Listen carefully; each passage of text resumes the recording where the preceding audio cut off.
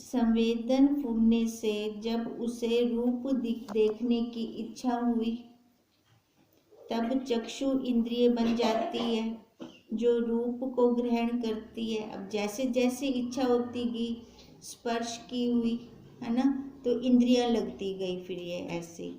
और जब स्पर्श की इच्छा होती है तो त्वचा इंद्री बन जाती है जो स्पर्श को ग्रहण करती है। जब गंध की इच्छा होती है तो घ्राण इंद्री बनकर गंध ग्रहण करती है। जब शब्द सुनने की इच्छा होती है तो श्रवण इंद्री बनकर शब्द को ग्रहण करती है और विषयों को ग्रहण करती है। जब रस की इच्छा होती है तब रसना इंद्रिय प्रकट होकर स्वाद ग्रहण करती है। देखो, सबसे पहले है वो शुद्ध वो चेतना, उसके अंदर, है ना, उसके संयोग से उसके अंदर जैसे कोई फुरना आया तो फुरना ही उसके बाहर गए, फुरनों से उसका संकल्प बना। उस संकल्प में जैसे जैसे उसको इच्छा होती गई वैसे वैसे ये सारा कुछ बनता गया। जब वही संवेदन चेतता है तब अपने साथ वायु को देखता है और उस वायु में प्राण फूलते हैं। हे राम, देखना, सुनना, रस लेना, स्पर्श करना, बोलना और गंध लेना आदि जहाँ जहाँ इंद्रियां विषयों को ग्रहण करती गई वह देश है। अब वो देश ये इसको कह रही हैं, सबके अपने अपने देश हैं। ठीक है। अब जैसे हम एक छोटे बच्चे का हमने उदाहरण लिया था, भी छोटे बच्चे के अंदर कैसे कैसे आती गई ये इंद्रियां, याद है?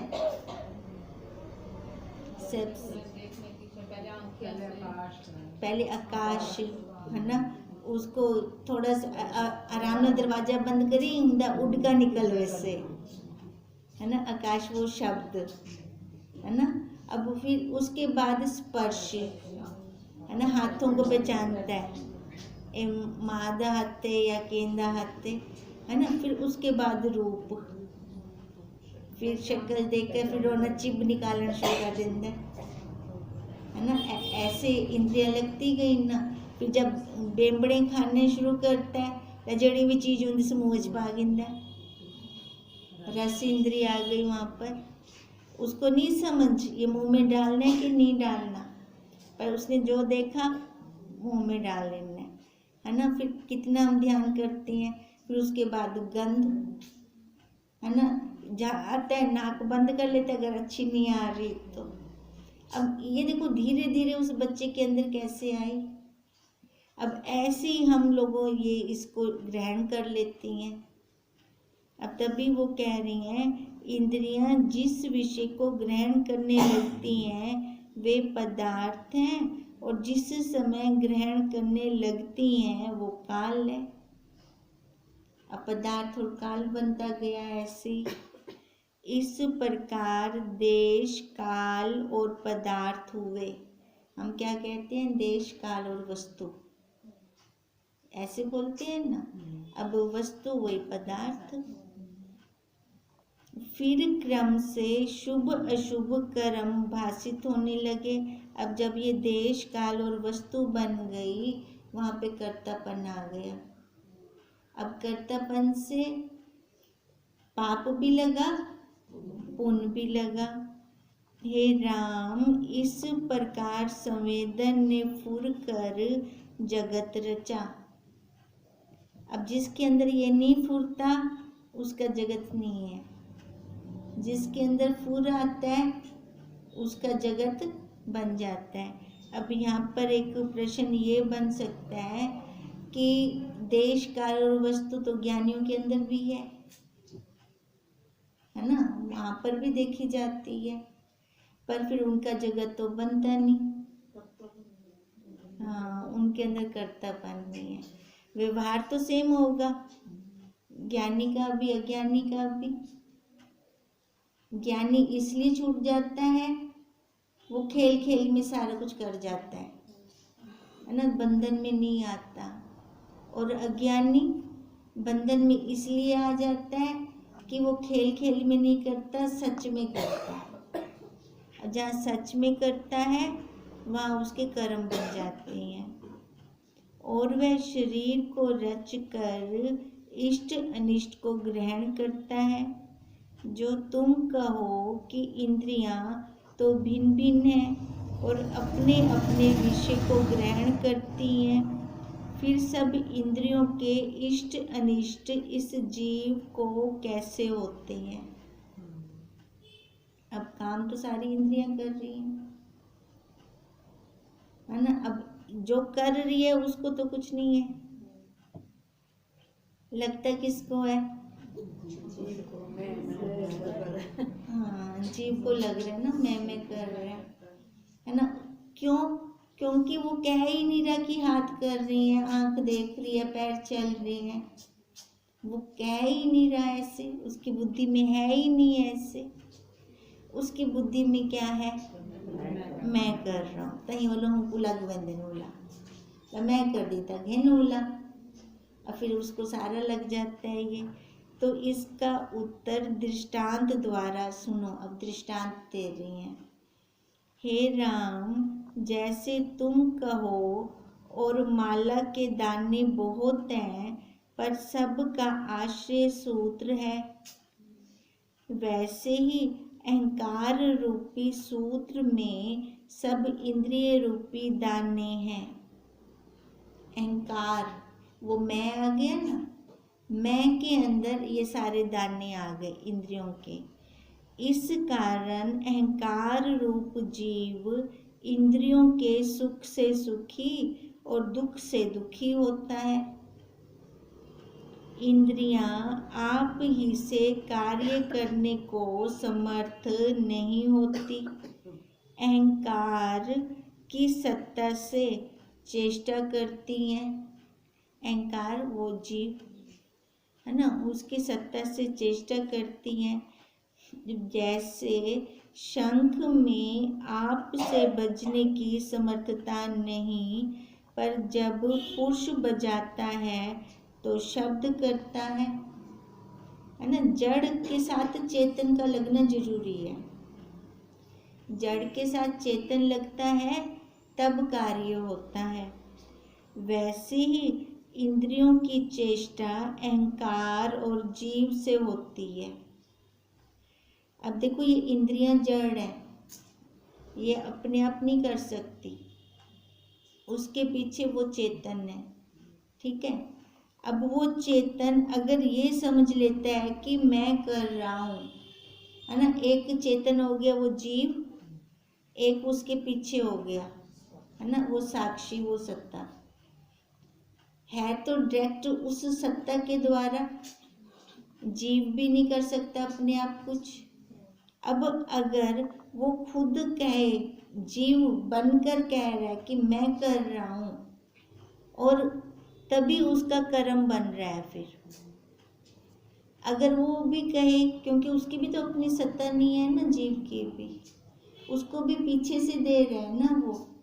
अब जैसे चंदा की अपनी नहीं है चांदनी, सूरज से है उसको।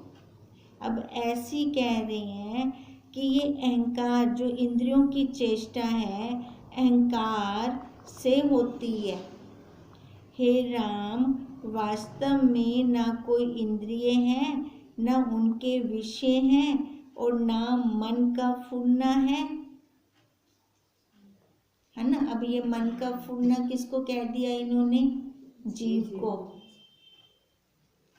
सच नहीं है ना वो, क्योंकि देखो जब त्रिपुटी टूटती है तब वो कहाँ गया जीव? नारायण ना। तो अब वो सत्य नहीं, अगर वो सत्य होता तो ये मुर्दा ना होता फिर। अब सत्य जो है वो हमेशा एक रस रहता है, वो उस मुर्दे में भी है, उसके अंदर भी है, पर वो पीछे आधार पर ना जाकर खुद को आधार मान लेता है। अब खुद आधार तो है नहीं। अब हम कहते रहें कि मैं ब्रह्म हूँ, शरीर को कह रही हूँ मैं ब्रह्म हूँ, तो ब्रह्म हो जाऊंगी? नहीं होंगी ना। जो ब्रह्म है तो ब्रह्म तो वही रहेगा, जो जीव है तो जीव जीव ही रहेगा, चाहे हम उसको जो कुछ मर्जी कहते रहें। अब ये भी तो उसकी नीति है, उसकी बनाई हुई है। अगर उस पे उसकी नीति के अनुसार हम नहीं चलते तो हमारा काम नहीं बनता। अब पहले ध्रुव कैसे साधना कर रहा था, तप कर रहा था, कैसे कर रहा था तप? वो शरीर को मान के कर रहा था ना, अटल पदवी पाना चाह रहा था शरीर से। तो क्या अटल पदवी उसको मिली शरीर से? नहीं। फिर विष्णु भगवान ने क्या कहा था उसको, जो अटल है ना उसके लिए तू चाहे तप कर चाहे ना कर, वो तो अटल ही रहेगा और वो तेरे को है, प्राप्त है। और जिसके लिए तू तप कर रहा है, जिसको तू अटल बनाना चाह रहा है, जितना मर्जी तप कर ले, वो कभी अटल हो ही नहीं सकता। हम लोग भी ऐसे करते हैं। समझ हो तो देखो, समझ से ही सारा कुछ होता है।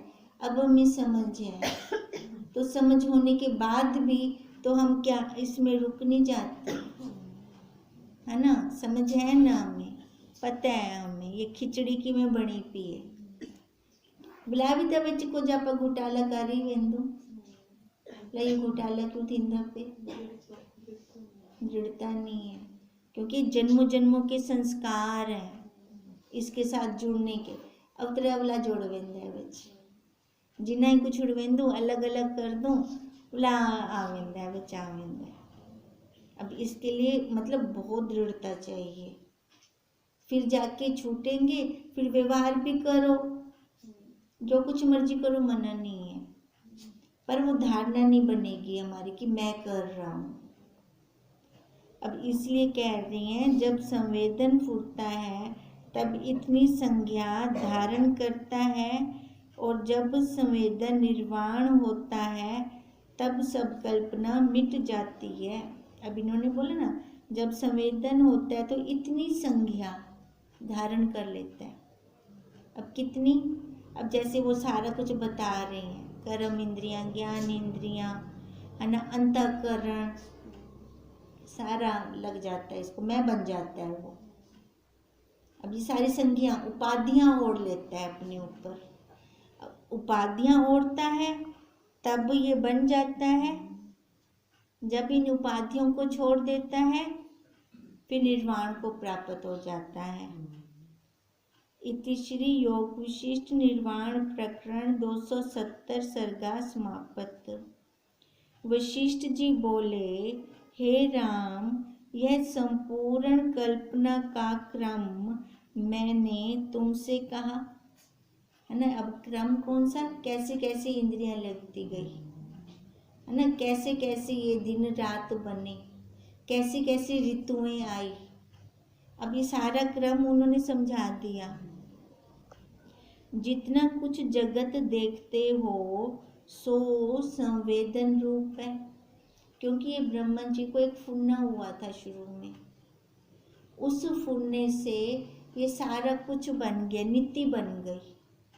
और ये नीति क्या है?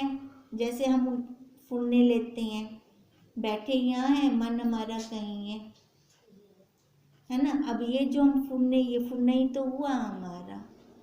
अब ब्रह्मा जी को जैसे ये फुन्ना हुआ, उससे नीति बनी, तो अब ये कह रहे हैं ये सारा कुछ जितना हम जगत देख रही हैं सारा फुन्ना रूप है, संवेदन रूप है। ये शुद्ध चिन्ह मात्र सत्ता के आदि आभास और चेतनता के लक्षण चित्त, अहंकार, अस्मि का नाम संवेदन है। अब उस शुद्ध के अंदर जब ये अहंकार आ गया, मैं का, है ना, अहंकार आकार को ओढ़ लिया जब उसने, तब ये जगत बना। और ये पहले तो जीव बना, फिर ये उसके लिए जगत बन गया।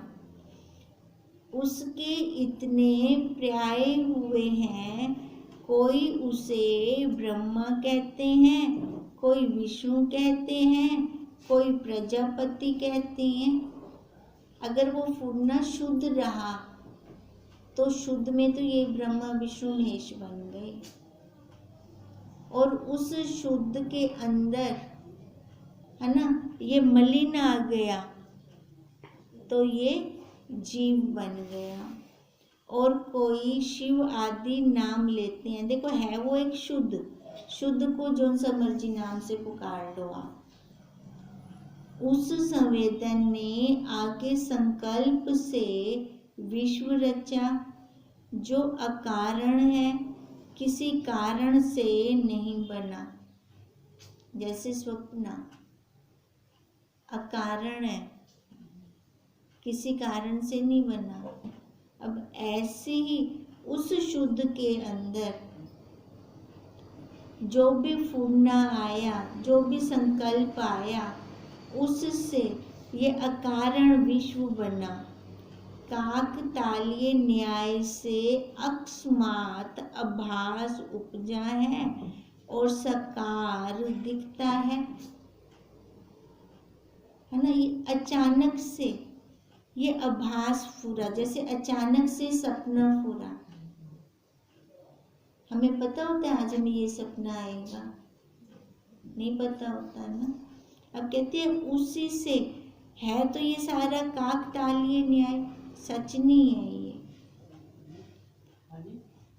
ये जो पता नहीं है काकतालीय, हाँ कुछ नहीं है ना, मतलब सत्य नहीं है ना, ये है तो ऐसी। अब ये जितना भी अकस्मात फुर आया है अकस्मात, है ये फूटना, हमने इसको साकार मान लिया, मतलब हाँ सच मान लिया हमने इसको। परंतु अंतवाहक है। अंतवाहक कैसे हो गया? सूक्ष्म है ना, सूक्ष्म। सूक्ष्म, अब सूक्ष्म में माँ बनी बैठी है ना, सूक्ष्म में बहन बनी बैठी हूँ, ये सूक्ष्म के अंदर बनना हुआ है हमारे। व्यवहार सहित दिखता है फिर, परंतु अव्यवहार है ये, है ना। हम व्यवहार सहित देख रहे हैं पर वास्तव में है नहीं ये। हे राम, अंतवाहक रूप संवेदन ने आगे जो विश्व रचा है वह भी अंतवाहक रूप है। जो देखो हम सब का विश्व हम सब के अंदर है। अब जिसको ये सत्य लग रहा है उसको बहुत सारा विश्व जगत अंदर बसया पे, जे कोई सत्य कहने लगता पिया उन्हें अंदर कुछ भी नहीं बसा रखे है। ये हमारे मानने पर हम इसको सत्य मानते हैं तो बहुत कुछ अंदर है हमारे। अगर छोड़ दें बाहर है ना, वैसे था वैसे सारा कुछ बाहर है, झूठ है। हाँ बाहर है तो झूठ ही है, ठीक है। अब ये सारा बाहर है पर अंतवाहक रूप से ये संवेदन ने आगे विश्व रचा हुआ है। हम सब ने विश्व अंदर अपना संसार बसाया हुआ है, वह भी अंतवाहक रूप है। कोई और पर्सन नहीं जान सकता इसके संसार में क्या क्या है। परंतु अज्ञानी को संकल्प की दृढ़ता से आदि भौतिक रूप दिखता है। अज्ञानी को ये सारा सत्य दिख रहा है। जैसे संकल्प नगर और स्वप्नपुर संकल्प से भिन्न नहीं। संकल्प नगर और स्वप्नपुर, देखो संकल्प नगर भी ख्यालों में है तो नहीं ना बाहर जुड़ता में। अब जैसे हम उसका लेते हैं वो शिल्पी के मन के अंदर है सारा कुछ, है ना, बाहर तो नहीं है ना। ऐसे जो ये संकल्प नगर है और जो स्वप्नपुर है, जो स्वप्न हम देखते हैं, स्वप्न के अंदर जो हम देख रहे हैं, ये सारा क्या है? भिन्न नहीं है, एक ही है। वो भी झूठा वो भी झूठा। और संकल्प की दृढ़ता से ही आकार रूप पहाड़, नदियां, घट पट आदि पदार्थ प्रत्यक्ष दिखते हैं। स्वप्न में कैसे दिखते हैं, है ना, एकदम प्रत्यक्ष हो जाते हैं ना। परंतु बने तो कुछ नहीं थे, सब शून्य रूप है। वैसे ही यह जगत भी शून्य रूप निराकार है। जैसे वहाँ अपनी दृढ़ता होती है, स्वप्न के अंदर सारा में सत सत दिखाई दे रहा होता है, पर होता कुछ नहीं है, जागने की देर है। अब ऐसे ही कह रहे हैं कि जो ये जगत है खाली अपने स्वरूप में जागने की देर है, तो ये झूठा हो जाएगा। हे राम, आदि अंत वाहक रूप संवेदन ही बहिर्मुख फूटने से देश काल पदार्थ रूप होकर स्थित हुआ है ना। क्या आदि अंतवाहक रूप, अंतवाहक क्या हो गया, जो हमारे अपने सूक्ष्म में हो गया, सूक्ष्म के अंदर जो हमारे पुण्य संस्कार हो गए, वो इतने दृढ़ हो गए हैं कि बाहर हमें वैसे ही दिखने लग गया है। वैसे ही बाहर हमने अपनी दुनिया बना ली है। अब देखो हम उदाहरण लें इसका, हमने कैसे बनाई है। ये मेरा बेटा है, ठीक है। अब बेटे की बहू आ गई, बहू फिर बच्चे आ गए। अब बच्चों वो संसार हो गया, बन गया एक पूरा से संसार, उधर बनाया, इधर मैं दादी बन के बैठ गई। पोते को कुछ थींदा नहीं था, थी पहले अटैक थींदा होता है ऐसे। अब ये एक संसार बना, दृढ़ कर दिया वो मैंने अपना। अब ऐसे देखो हम अपने संसारों को देखें, कितने हम दृढ़ कर ही बैठे हैं, उन भावों से हमने दृढ़ बना रखा है। वो जब बहिर्मुख फूटना मिट जाता है, अब देखो वो बना रहे, ये नहीं हमारा संकल्प कि वो मिट जाए, वो बना रहे पर हिटे ना होवे, मारो जिਵੇਂ मर्जी रामे, ठीक है। इधर ना हो मेरे को कुछ भी, ये ना बने, हाँ ये ना बने ना, तो ये मार इनको यह है कि ये बन बंद है ना। बाहर वो जो कुछ मर्जी करते रहे। फिर अब ये प्रश्न होगा, फिर बच्चे ना पैदा करो, बच्चे दे नाल पैदा देखो वो पितृ ऋण है ये। हमको किसी ने पैदा किया, हमने किसी को पैदा करके वो ऋण उतार दिया। मुक्त तो हो जाए, मुक्त तो हो जाए ना, वो उनको बसा तो ना रखे ना अंदर। जो नीति है नीति से व्यवहार कर दे, हम पर नीति से व्यवहार नहीं करते, मिलकर व्यवहार करते हैं, तभी हमारा लॉस हो रहा है, तभी हम घाटे में जा रहे हैं। नहीं तो अगर ऐसे, ये तो सृष्टि का क्रम है, हमने सृष्टि चलानी है। अगर सारे साधु सन्यासी बन जाएं, गृहस्थ आश्रम का त्याग कर दें, सृष्टि कैसे चलेगी।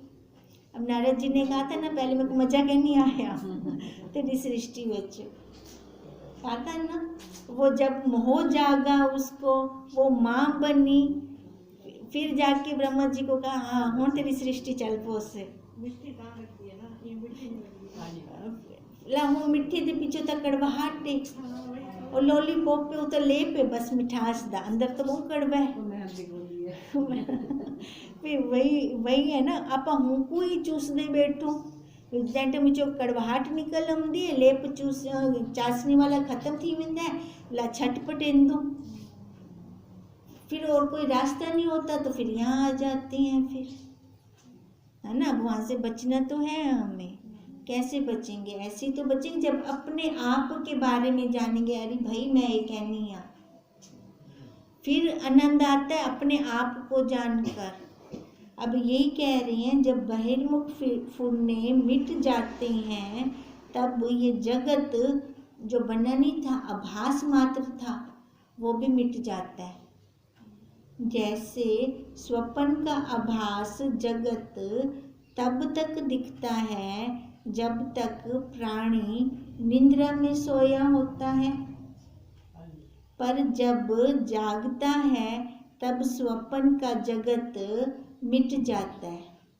अब बार बार हमें यही बता रहे हैं, जाग जाग। ऐसा अक्सर सा क्या सोते बेन से जाग दे बेन से, पर ये जागना नहीं है ना। जागना है अपने स्वरूप में, जागना है वो। और एक अद्वैत रूप अपना आप ही भासित होता है। जब जागेंगे ना फिर लगेगा कि मैं वही हूँ। वैसे ही यह जगत अज्ञान के निवृत्त होने पर लीन हो जाता है। सब जगत निराकार है, बना कुछ नहीं है, निराकार है ये सारा। संकल्प की दृढ़ता से आकार दिखते हैं। अब ये संकल्प किसके? अपने हैं। हमारे अपने हैं, है ना। अब अपने हम संकल्पों को त्याग दें, संकल्पों को छोड़ें। अगर संकल्प करना है तो हमें ये करना है कि ये लास्ट जन्म है, बस। आगे चलो 5-7 मिनट ये देखो, बाकी ना शुक्र शनि खत्म हो जाएगा। ये बहुत repetition है। ओम तम नमामि हरि परम। ओम